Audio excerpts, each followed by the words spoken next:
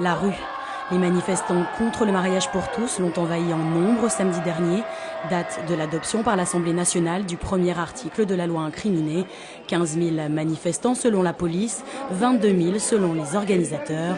Le rassemblement à Versailles était d'ailleurs le plus important au niveau national.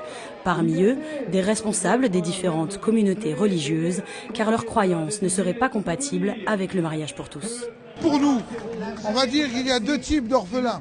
Il y a l'orphelin qui émane de la tragédie humaine, il a perdu son père, il a perdu sa mère, et il y a l'orphelin, le nouvel orphelin que l'institution française va pondre aujourd'hui, c'est l'institution violente de la Constitution, à savoir que l'enfant va demain chercher son père ou sa mère selon les cas, il ne va pas le trouver.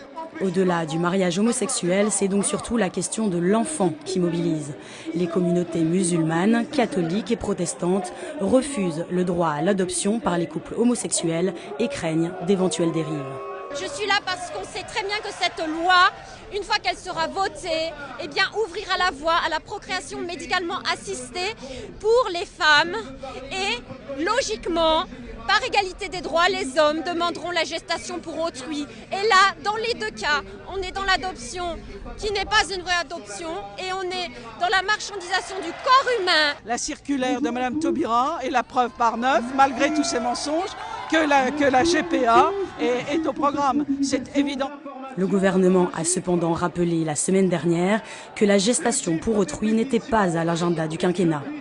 Peu convaincus, 8000 croyants et laïcs ont signé en marge du rassemblement une pétition nationale lancée par le maire d'Yverdroit du Chesnay, Philippe Briot.